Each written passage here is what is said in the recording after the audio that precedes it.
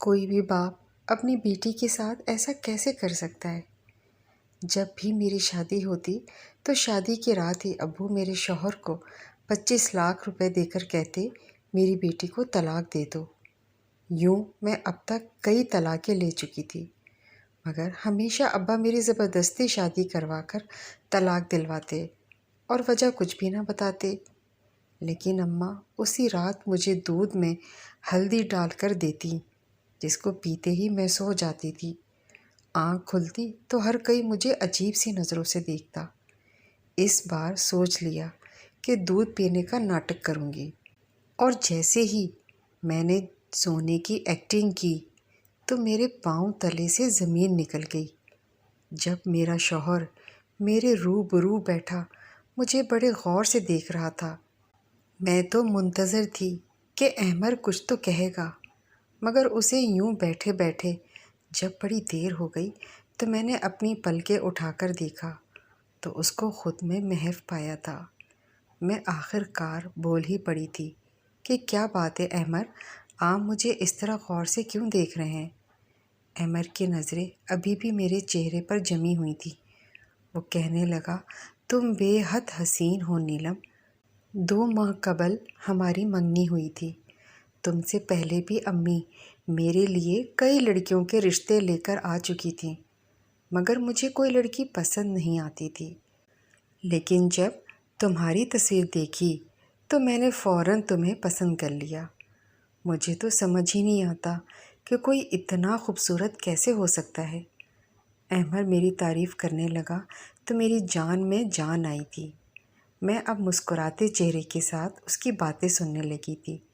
وہ بولتا چلا جا رہا تھا، نیلم، میں نے امی سے کہا کہ مجھے یہ لڑکی دل و جان سے قبول ہے۔ امی نے بھی سجدہ شکر ادا کیا تھا کہ چلو میرا اب گھر بس جائے گا۔ میں ان کا اکلوتا بیٹا ہوں، اسی لیے ان کو میری شادی کی بہت جلدی تھی۔ میں نے بھی کہا کہ چٹ منگنی اور پٹ بیاہ کر دیں، میں زیادہ انتظار نہیں کر سکتا۔ امی نے میرا کہا فوراً مان لیا، اور اب دیکھو نا، تم محض 2 ماہ کے بعد ہی میری ہو چکی ہو۔ مگر یہ 2 ماہ یوں ہی نہیں کٹ گئے تھے، میں نے ایک ایک لمحہ گن گن کر گزارا تھا۔ تم سے فون پر بات کرتا تھا تو جی چاہتا تھا کہ تمہیں اپنے روبرو لے آؤں۔ نیلم، آج میرے دل کے تمام ارمان پورے ہو چکے ہیں، مگر افسوس تو اس بات کا ہے کہ میں تمہیں حاصل کرنے کی خوشی بھی ڈھنگ سے نہیں منا سکا، اور وقت جدائی بھی آ گیا ہے۔ احمر کی آخری بات سن کر میں چونک گئی تھی۔ میں بولی، احمر، آپ یہ کیا کہہ رہے ہیں؟ اللہ نہ کرے کہ ہم کبھی جدا ہوں۔ احمر نے افسوس سے مجھے دیکھا تھا، پھر وہ بولا، میں جب سے کمرے میں آیا تھا اسی بات پر غور کر رہا تھا کہ تم زیادہ اہم ہو یا 25 لاکھ۔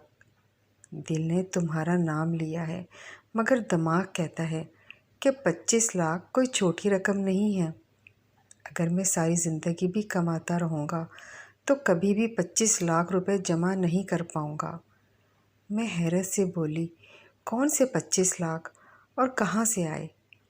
احمر بولا، تمہارے ابو نے رخصتی کے وقت مجھے آفر کیا تھا کہ تم جس طرح میری بیٹی کو رخصت کر کے لے جا رہی ہو، اگر اسی طرح اسے طلاق دے کر میرے گھر واپس چھوڑ جاؤ گے تو تمہیں پورے 25 لاکھ روپے دوں گا۔ مجھے احمر کی بات سن کر بہت غصہ آ گیا تھا۔ میں بولی، آپ کا دماغ تو ٹھیک ہے نا؟ میرے ابو میری شادی کے لیے کس قدر پریشان تھے یہ آپ نہیں جانتے۔ انہوں نے بڑی چھان بین کر میرا رشتہ کیا تھا، کیونکہ ابو کہتے تھے کہ نیلم، یہ شادی عمر بھر کا بندھن ہوتا ہے، اسی لیے میں سوچ سمجھ کر ہی تمہاری شادی کروں گا۔ اب ایسا کیسے ہو سکتا ہے کہ میرے ابو ہی میری طلاق دلوانا چاہتے ہیں؟ آپ یقیناً میرے ساتھ مذاق کر رہے ہیں، مگر میں آپ کو صاف صاف بتا دوں، مجھے اس قسم کا مذاق بالکل بھی نہیں پسند۔ یہ بات سچ ہے کہ میں آپ کو بہت چاہتی ہوں، مگر اس مذاق کی وجہ سے اگر میں آپ سے روٹھ گئی تو مانوں گی نہیں۔ احمر بولا، پیاری نیلم، تم مجھے معاف کر دینا، مگر میں بہت مجبور ہو چکا ہوں، اسی لیے میں اپنے مکمل ہوش و حواس میں تمہیں طلاق دیتا ہوں۔ احمر نے ایک ہی سانس میں مجھے 3 طلاقیں دے دی تھیں، جبکہ میں لرزنے لگی تھی۔ میں نے تو کبھی خواب میں بھی نہیں سوچا تھا کہ میرے ساتھ ایسا بھی ہو سکتا ہے۔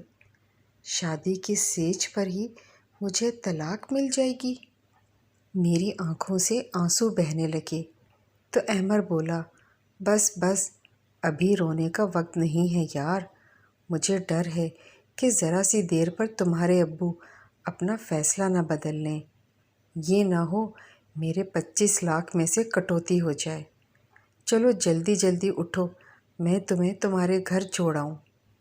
مجھ سے ہلا بھی نہیں جا رہا تھا، مگر احمر نے میرا ہاتھ پکڑ لیا اور تقریباً مجھے گھسیٹتے ہوئے اپنے ساتھ باہر لے آیا اور گاڑی میں بٹھا کر میرے گھر کے دروازے تک لے آیا تھا۔ اس نے بیل بجائی تو دروازہ ابو نے ہی کھولا تھا۔ ابو کی طرف دیکھ کر احمر بولا، یہ لے انکل آپ کی امانت، اب مجھے میری رقم دے دیں تاکہ میں چلا جاؤں۔ میری آنکھوں کے سامنے میرے ابو نے احمر کو نوٹوں سے بھرا ہوا ایک بریف کیس تھما دیا تھا۔ پھر احمر واپس چلا گیا تو ابو میرا ہاتھ تھام کر مجھے گھر لے آئے تھے۔ انہوں نے میرا ماتھا چوما اور مجھے صوفے پر بٹھا کر بولے، اللہ کا لاکھ لاکھ شکر ہے کہ اس نے تمہاری زندگی تباہ ہونے سے بچا لی۔ میں اب پھوٹ پھوٹ کر رونے لگی تھی۔ میں بولی، ابو مجھے یہ بتائیں آپ نے میرے ساتھ یہ سب کیوں کیا؟ آپ نے تو مجھے رسوا کر دیا۔ میں نے تو سنا تھا کہ باپ اپنی بیٹیوں کے گھر بسانے کی خاطر بہت کچھ کر جاتے ہیں، مگر آپ نے تو میرے شوہر کو پیسوں کا لالچ دے کر میری طلاق ہی کروا دی۔ میں اب طلاق کا ٹھپا ماتھے پر سجا کر کہاں پھروں گی؟ روتے روتے میری ہچکی بن گئی تھی۔ اتنی دیر میں امی میرے لیے ہلدی ملا دودھ لے آئی تھیں۔ وہ کہنے لگی، میری بیٹی یہ دودھ پی لو۔ میں چیخ پڑی تھی۔ میں بولی، امی میرا گھر اجڑ گیا ہے، میں شادی کی پہلی رات ہی طلاق لے کر گھر واپس آ چکی ہوں۔ اس سب کے پیچھے کوئی اور نہیں بلکہ میرا سگا باپ ہے۔ ایسے میں آپ مجھے دلاسا دینے کے بجائے، اپنے شوہر کا گریبان پکڑنے کے بجائے میرے لیے ہلدی والا دودھ لے آئی ہیں۔ مجھے بتائیں یہاں کیا ہو رہا ہے؟ کیا کوئی مذاق ہو رہا ہے؟ امی نے میرے دونوں ہاتھ تھام لیے تھے، جبکہ ابو بولے، نیلم جب تمہارا نکاح احمر کے ساتھ ہو گیا تو اس کے ایک رشتہ دار نے میرے کان میں آ کر مجھے بتایا تھا کہ احمر اور اس کے گھر والے فراڈیے ہیں۔ احمر تم سے پہلے بھی کئی لڑکیوں سے شادی کر چکا ہے۔ یہ سب سن کر تو میں حیرت میں مبتلا ہو گئی تھی، مگر میں نے سوچا کہ شاید یہ جھوٹی خبر ہو، اسی لیے میں نے اپنے ذرائع سے پتہ لگایا تو مجھے معلوم ہوا کہ احمر سچ میں اچھا لڑکا نہیں ہے، وہ تمہاری زندگی تباہ برباد کر دیتا۔ تم تو میری اکلوتی اولاد ہو، خود ہی بتاؤ میں تمہاری زندگی تباہ ہوتے ہوئے دیکھ سکتا تھا کیا؟ ناممکن۔ میں غصے سے بولی، ابو پہلے آپ کے ذرائع کہاں مرے ہوئے تھے؟ آپ نے پہلے اس بات کی تصدیق کیوں نہ کرائی؟ منگنی ٹوٹ جاتی تو بھی مجھے اتنا دکھ نہ ہوتا۔ اب تو میں رخصتی کے بعد طلاق لے کر آئی ہوں، اپنی سہیلیوں کو کیا شکل دکھاؤں گی؟ لوگ تو میرا مذاق اڑائیں گے نا۔ ابو بولے، لوگوں کے خاطر میں تمہاری زندگی خراب ہونے دیتا کیا؟ ناممکن ہے یہ۔ ہمارا شور سن کر جو مہمان ہمارے گھر آئے ہوئے تھے لاؤنج میں آ گئے تھے، وہ تو یہ نظارہ دیکھ کر حیران رہ گئے تھے۔ امی نے جلدی جلدی سے مجھے ہلدی والا دودھ پلا دیا تھا۔ اب میری آنکھوں کے سامنے اندھیرا چھانے لگا تھا، دماغ میں تاریکی سی اترنے لگی تھی، ہر طرف خاموشی خاموشی ہو گئی تھی۔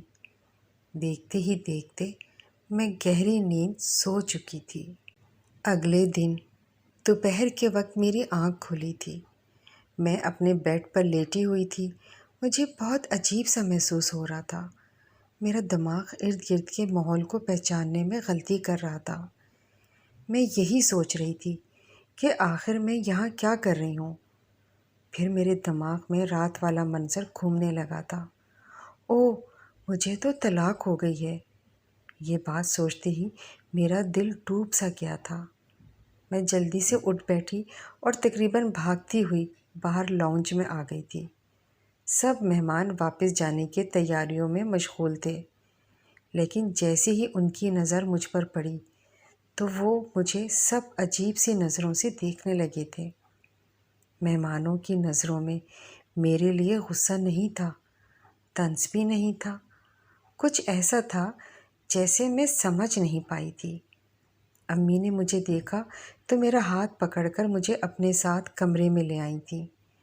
وہ کہنے لگی، نیلم، تم دل چھوٹا مت کرنا، میں تمہارا گھر ضرور بساؤں گی اور ایک ایسے شخص کو تمہارا ہم سفر بناؤں گی جو تمہیں سر آنکھوں پر بٹھا کر رکھے گا، تمہیں دنیا جہاں کی خوشیاں دلائے گا۔ تم اپنا دل غمزدہ مت کرو۔ جب تک تمام مہمان چلے نہیں گئے تھے میں امی کے کمرے میں ہی چھپ کر بیٹھی رہی تھی۔ مجھ میں اتنی ہمت نہیں تھی کہ کسی کا سامنا کر سکوں۔ خیر، جب شور تھم گیا تو میں اپنے کمرے میں واپس آ گئی تھی۔ میں نے اپنا موبائل اٹھا لیا تھا اور احمر کے ساتھ اپنی پرانی چیٹ پڑھنے لگی تھی۔ اس نے ہر میسج میں میرے ساتھ اظہار محبت کیا ہوا تھا۔ اس نے ہمیشہ ساتھ نبھانے کی قسمیں کھائی تھیں۔ اس کے ہر میسج میں یہی لکھا تھا کہ وہ مجھے کبھی نہیں چھوڑے گا۔ کیا ایسی باتیں کرنے والا شخص دھوکے باز ہو سکتا ہے؟ میرے دل سے یہی صدا آئی تھی کہ نہیں نہیں، ایسا نہیں ہو سکتا۔ تب مجھے ابو سے بے انتہا نفرت محسوس ہوئی تھی۔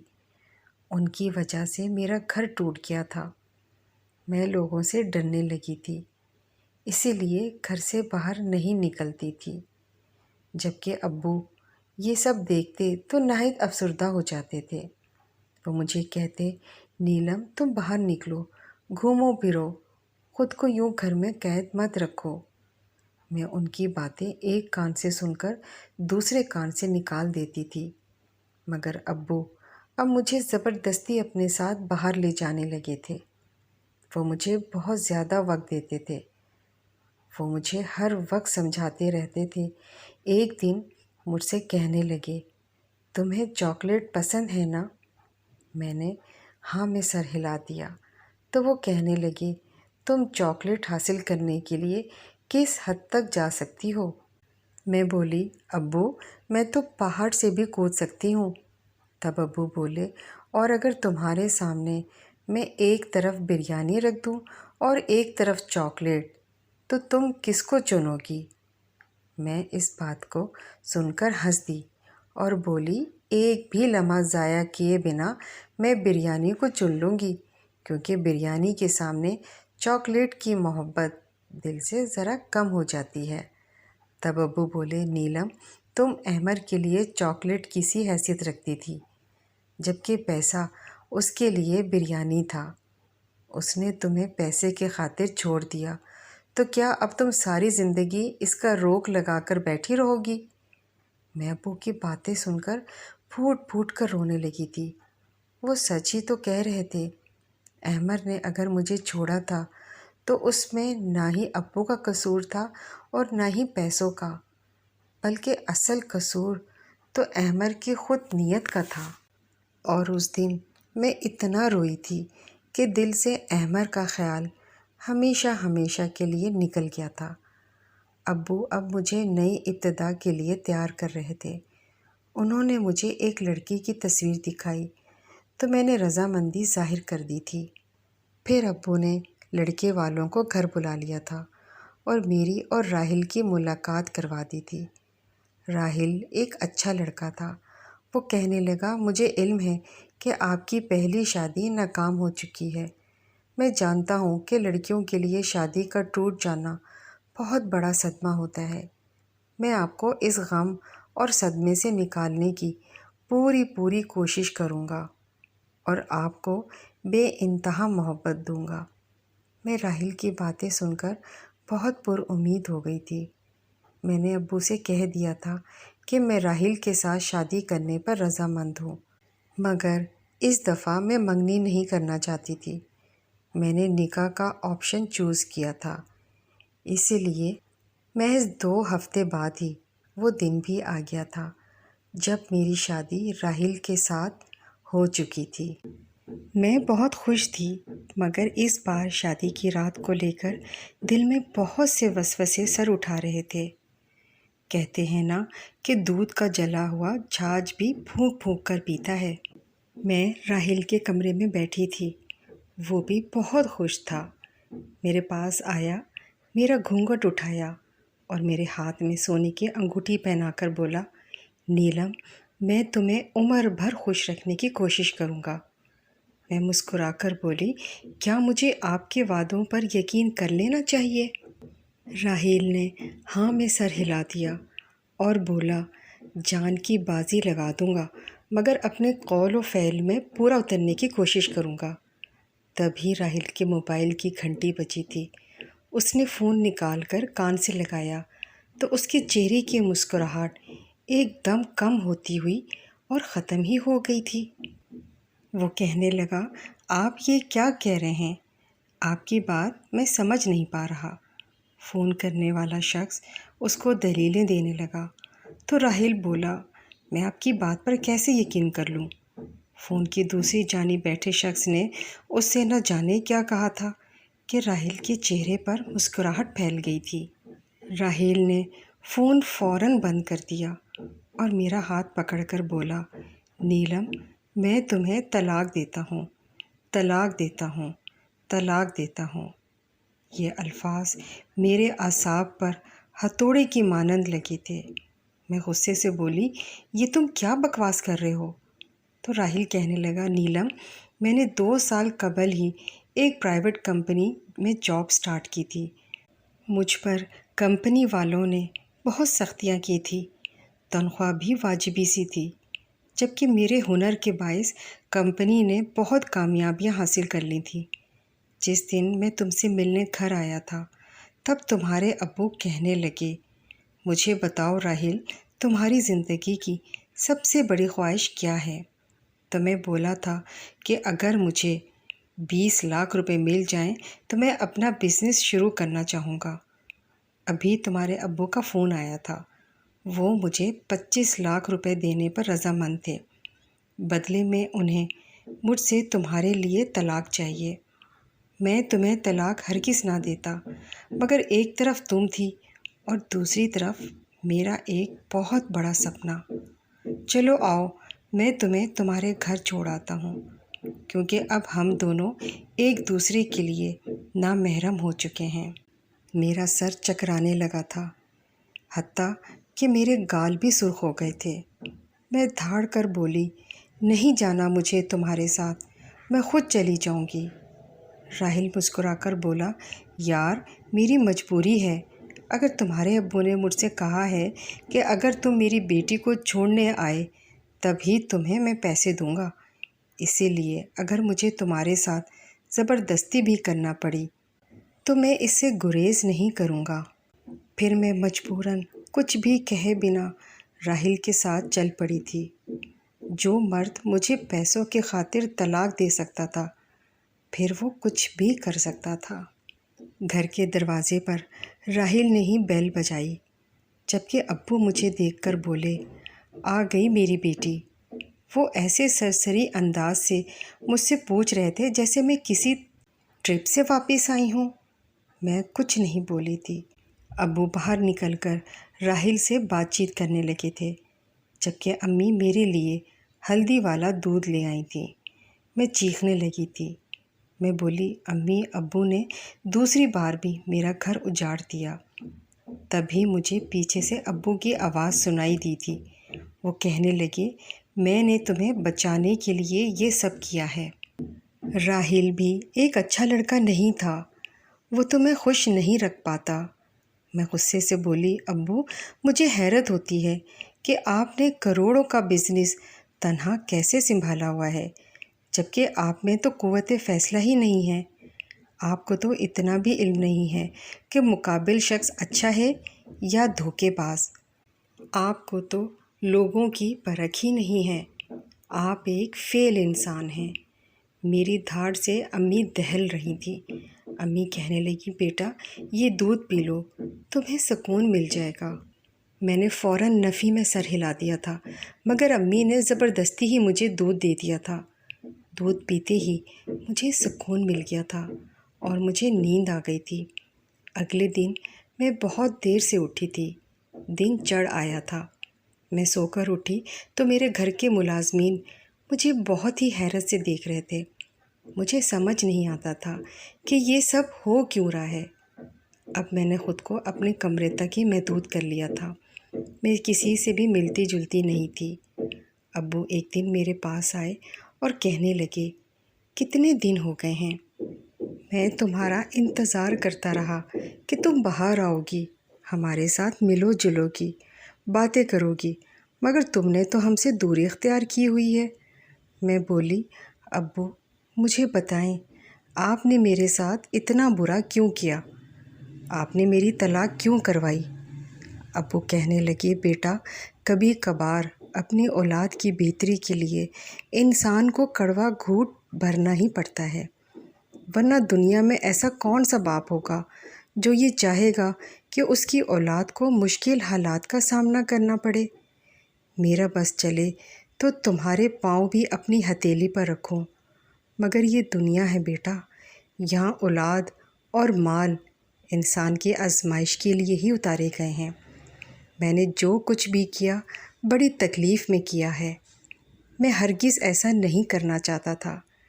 میں نے سر ہلا دیا اور بولی ابو یہ آخری بار تھا، میں اب آپ کو مزید اپنے احساسات اور جذبات کے ساتھ کھیلنے کی اجازت ہرگز نہیں دوں گی۔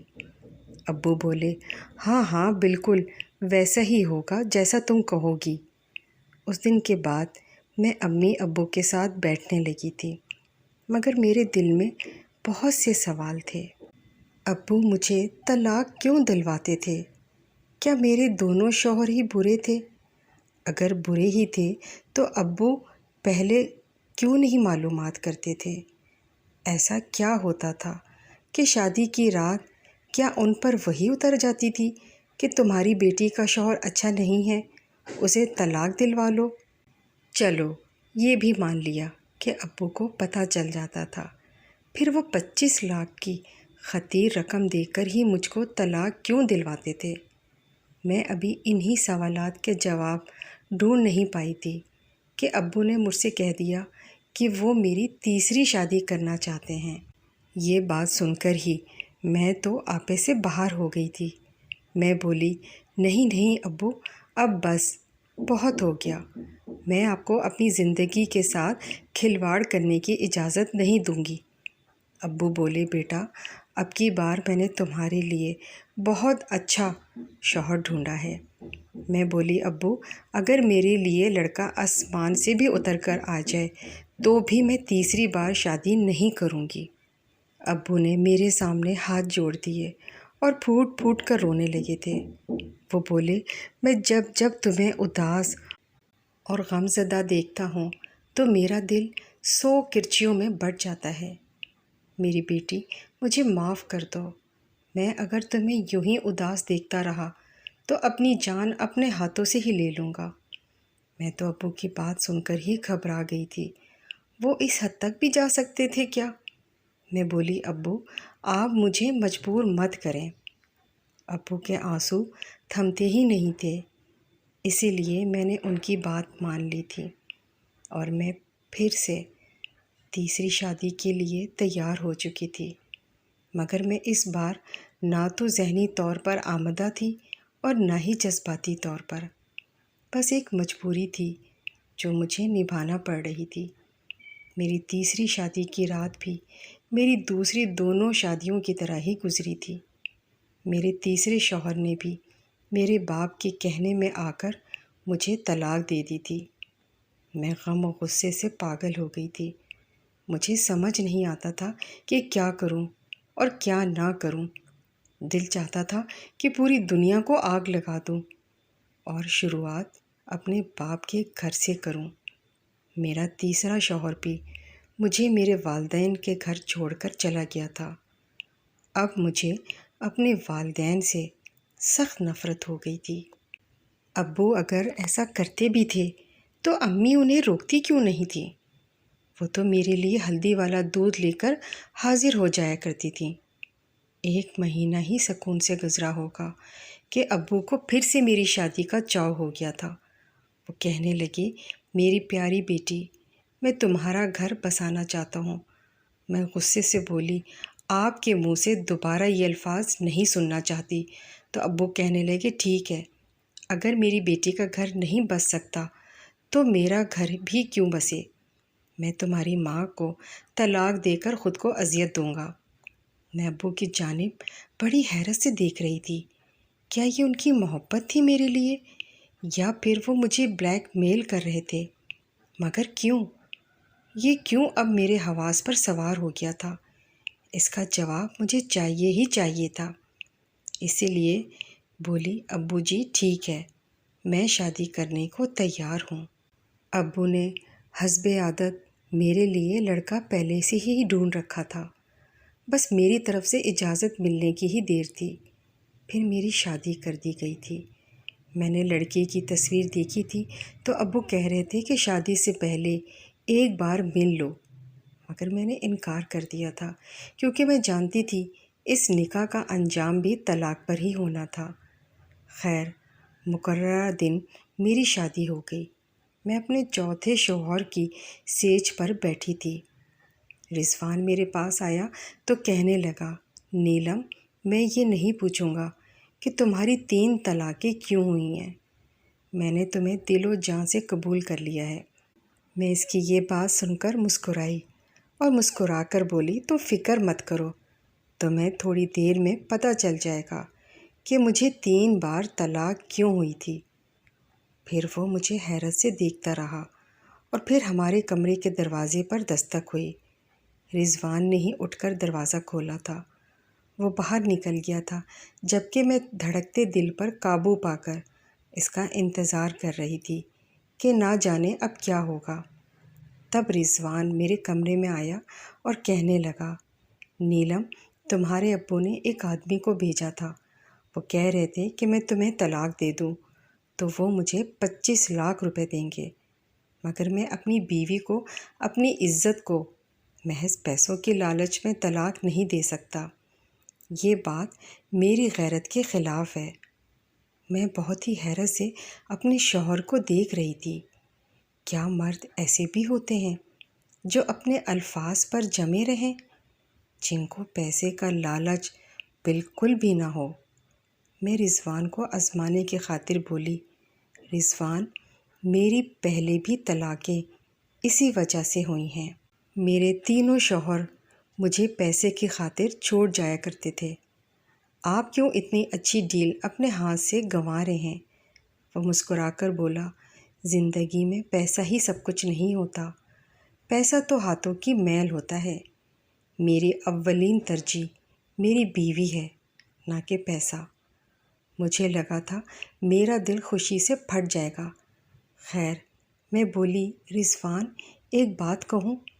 اس نے سر ہاں میں ہلا دیا تو میں بولی، اس چیز سے بے خبر ہوں کہ میرے ابو میرے ساتھ یہ سب کیوں کرتے ہیں۔ میں اب حقیقت معلوم کرنا چاہتی ہوں، اسی لیے آپ میرے ساتھ چلیں اور یہ ظاہر کریں کہ مجھے طلاق دے چکے ہیں، پھر سب پتہ چل جائے گا۔ رضوان نے میری بات مان لی اور ہم میرے والدین کے گھر چلے گئے تھے۔ ابو رضوان سے بات کرنے لگے جبکہ میں گھر میں آ کر رونے لگی تھی۔ امی نے مجھے ہلدی والا دودھ لا کر دیا تو میں نے ان سے نظر بچا کر دودھ گرا دیا تھا اور خود سونے کا ناٹک کرنے لگی تھی۔ ابھی 10 منٹ ہی گزرے تھے کہ ہمارے گھر میں بہت سے لوگ آنے لگے تھے۔ پہلے تو ایک نرس آئی تھی، اس نے میرا چیک اپ کیا تو کہنے لگی اس کو پھر سے پاگل پن کا دورہ پڑا ہے، یہ لڑکی مرد کو اپنے ارد گرد برداشت نہیں کر سکتی، تو آپ اس کی شادی کیوں کرتے ہیں؟ کیا آپ لوگ اس انتظار میں ہیں کہ یہ خود کو کچھ نقصان پہنچا لے تو تب آپ کو سکون ملے گا؟ پھر ایک وکیل داخل ہوا تھا۔ ابو نے نرس کی کہی باتیں بالکل وہی کہ وہی وکیل کو بتا دی تھی۔ نرس نے بھی وہی الفاظ وکیل کے سامنے دہرا دیے تھے۔ پھر رضوان کو بھی وہیں پر بلا لیا گیا تھا۔ وہ کہنے لگا، وکیل صاحب، میں جیسے ہی کمرے میں پہنچا میری بیوی نے مجھ پر حملہ کر دیا اور مجھے مارنے پیٹنے لگی۔ پھر بولی، طلاق دے دو نہیں تو میں اپنی جان لے لوں گی، اسی لیے میں نے طلاق دے دی۔ ایسا مجھے نیلم کے والد نے کہنے کو کہا تھا، مگر میں نے ایسا نہیں کیا۔ میری بیوی بالکل ٹھیک ٹھاک ہے۔ میں بھی اٹھ بیٹھی تھی اور وکیل صاحب سے بولی، یہ سب میرے خلاف سازش ہے۔ میرے باپ نے 3 بار مجھے طلاق دلوائی ہے۔ وکیل نے سر ہلا دیا اور بولا، مس نیلم، آپ کے سگے والد نے مرنے سے پہلے اپنی ساری جائیداد آپ کے نام لگا دی تھی، مگر ان کی وصیت میں یہ شرط درج تھی کہ جب تک آپ کا گھر بس نہیں جاتا یہ جائیداد آپ کے نام پر منتقل نہیں ہو سکتی۔ آپ کا سوتیلا باپ شاید اسی لیے یہ کھیل کھیل رہا ہوگا۔ وہ ہر بار آپ کو طلاق دلوا کر مجھے بلا لیتا تھا اور کہتا تھا کہ میری بیٹی گھر بسانے کے قابل نہیں ہے، اس کے ساتھ کوئی ذہنی مسئلہ ہے۔ اور پھر ایسا ہی بیان آپ کا وہ شوہر جو آپ کو طلاق دیتا تھا وہ بھی یہی کہہ کر جاتا تھا۔ یہ سب سن کر میں ہکا بکا رہ گئی تھی۔ کیا سچ میں یہ انسان جس کو میں نے ساری زندگی باپ کی طرح چاہا وہ تو میرا باپ تھا ہی نہیں؟ میں بولی، امی، اگر یہ شخص میرا سگا باپ نہیں تھا تو کیا ہوا؟ آپ تو میری سگی ماں تھیں، پھر آپ نے یہ سب کیوں کیا؟ تو رضوان کہنے لگا، میں بتاتا ہوں۔ تمہاری امی نے تمہارے ابو کے ساتھ رہتے ہوئے اس شخص کے ساتھ محبت کی پینگیں بڑھا لی تھی اور پھر اس کے ساتھ گھر سے بھاگ کر خلا لے لی تھی۔ تمہارے سگے ابو اسی صدمے سے چل بسے تھے، اسی لیے انہوں نے ایسی وصیت کی تھی۔ تمہاری امی کی آنکھوں سے شاید ابھی تک اس شخص کی محبت کی پٹی نہیں اتری جو یہ تمہارے ساتھ یہ سب کرنے سے باز نہیں آئیں۔ یہ سب سن کر میں پھوٹ پھوٹ کر رونے لگی تھی۔ آج میں بھری دنیا میں تنہا رہ گئی تھی۔ رضوان نے ہی مجھے سہارا دیا تھا۔ میں نے اپنے والدین کے خلاف دھوکہ دہی کا مقدمہ درج کروا دیا تھا۔ ان کو پولیس پکڑ کر لے گئی تھی۔ جن لوگوں نے مجھ پر رحم نہیں کیا، بھلا میں ان پر ترس کیسے کھا سکتی تھی؟ پھر جب تک ان لوگوں کو سزا نہ مل جاتی مجھے چین ملنے والا نہیں تھا۔ اب ساری جائیداد میری ہو چکی ہے۔ میں اور رضوان ہی ہر چیز کا خیال رکھ رہے ہیں۔ سچ ہے کہ پیسہ بہت بڑی آزمائش ہے اور بہت بری آزمائش بھی۔ یہ اپنے سگے لوگوں کا خون سفید کر دیتا ہے، یہاں تک کہ پیسے کی ہی خاطر ایک دوسرے کا قتل بھی کر دیتے ہیں۔